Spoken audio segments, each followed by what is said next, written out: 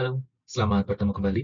Sekarang kita akan membahas pada chapter 8 tentang materi Sistem Informasi Manajemen dengan topik Omnichannel Retailing, E-commerce, and Mobile Commerce Technology. Pada bab ini, setidaknya ada 5 topik pokok yang akan kita pelajari dan akan kita coba pahami. Yang pertama adalah kita perlu memahami omnichannel, itu seperti apa. Selanjutnya, yang kedua, ada terkait dengan in-store retail technology. Hal ini terkait dengan teknologi apa saja yang ada pada retail. Selanjutnya, kita akan membahas tentang e-commerce. Selanjutnya, kita juga akan membahas tentang mobile commerce.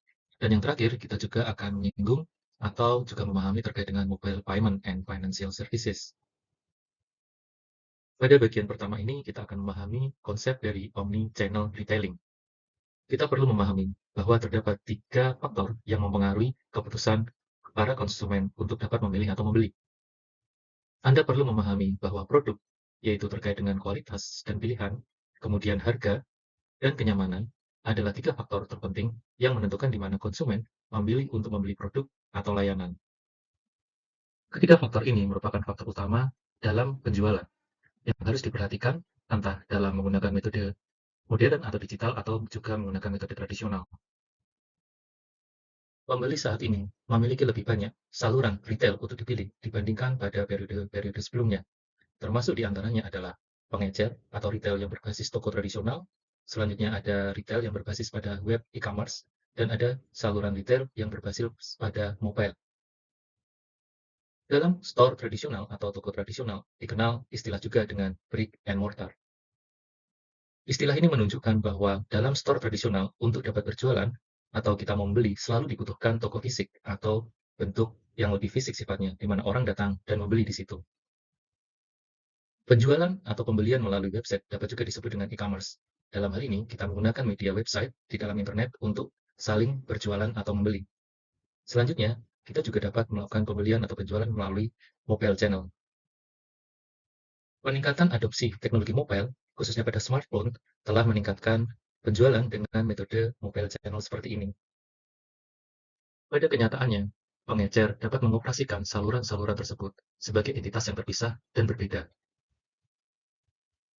Namun, pada kenyataannya, untuk meningkatkan kenyamanan bagi pelanggan, pengecer telah beralih ke retail omnichannel, sebuah strategi yang dirancang untuk memungkinkan konsumen berpindah dengan cara yang lebih lancar di seluruh saluran untuk berbagai tahap pengalaman pembelian retail. Bagaimana kita dapat memahami praktik dari omnichannel? Berikut adalah contohnya. Misalnya, konsumen mungkin melihat produk dan mendapatkan informasi di toko fisik, kemudian menggunakan ponsel mereka untuk menentukan di mana produk tersebut dijual dengan harga terendah, dan kemudian kembali ke rumah untuk mendiskusikan pembelian tersebut dengan anggota keluarganya, dan melakukan pembelian produk tersebut dari situs website secara online. Pengecer multi-saluran atau omnichannel memungkinkan layanan pengembalian dan tindak lanjut melalui berbagai saluran. Hal ini tentu saja meningkatkan fleksibilitas bagi konsumen dan juga bagi penjual.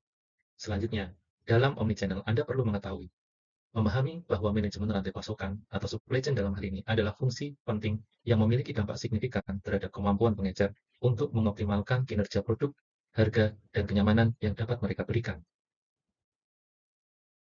Di bagian kedua ini, Anda akan mempelajari bahwa pengecer sedang mencoba banyak cara untuk menerapkan teknologi di toko mereka untuk dapat meningkatkan kenyamanan berbelanja dan meningkatkan sifat pengalaman dalam berbelanja.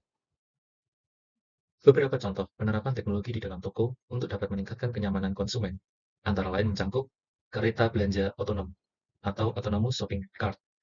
Selanjutnya ada Grab and Go Store atau toko ambil dan pergi. Selanjutnya ada Wi-Fi gratis. Selanjutnya ada in-store lockers.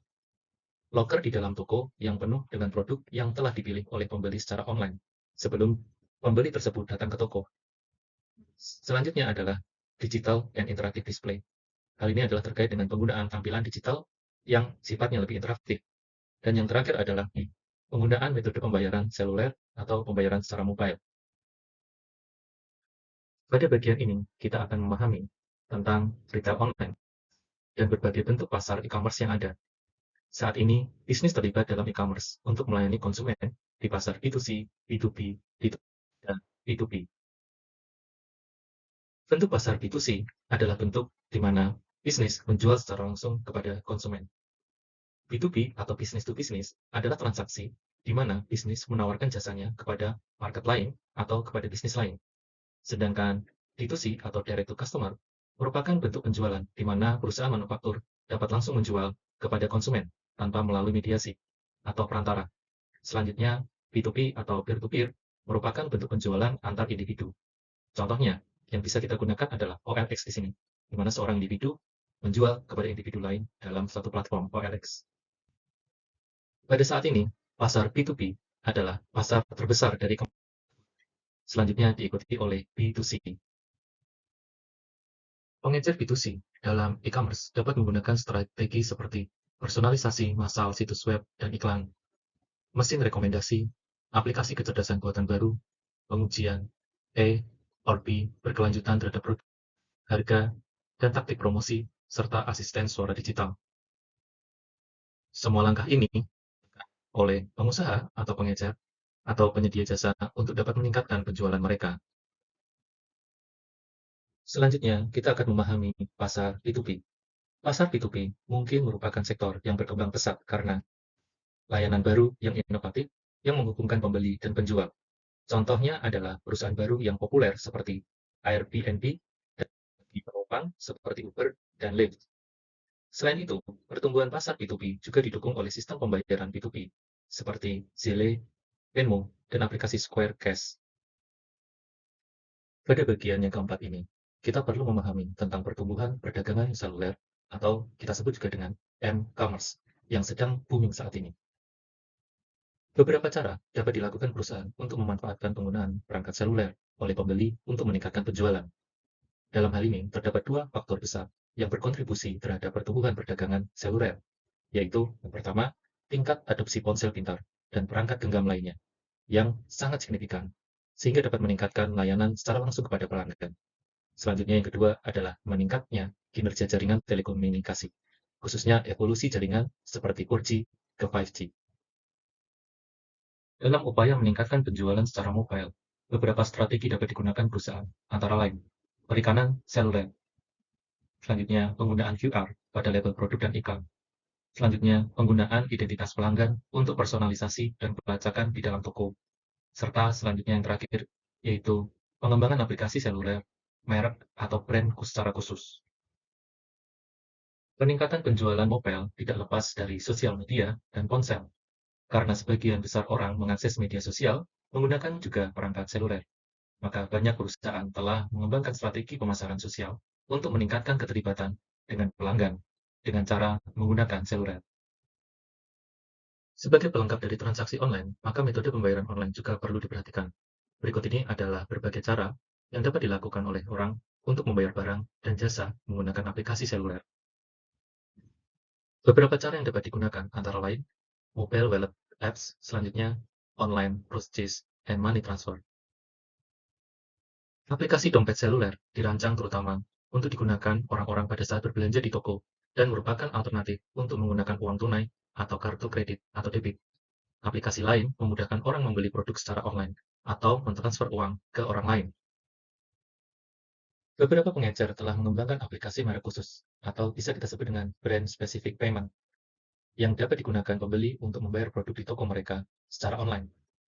Industri perbankan juga cepat dalam merangkul penggunaan aplikasi seluler dan dapat digunakan untuk melakukan segala jenis transaksi.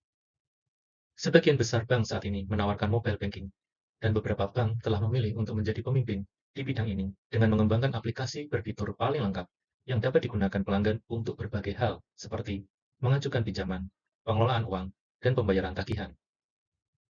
Selain itu, banyak badan amal yang sukses dengan kampanye penggalangan dana yang mendorong orang untuk berdonasi menggunakan aplikasi SMS pada ponsel mereka. Demikian akhir dari chapter 8 ini. Dengan memahami penjualan secara online melalui konsep omnichannel, kita dapat mengembangkan cara terbaik untuk dapat meningkatkan pengalaman belanja para konsumen kita. Dengan demikian, kita juga dapat meningkatkan penjualan. Demikian pembelajaran kali ini. Sampai jumpa pada pertemuan dan materi selanjutnya.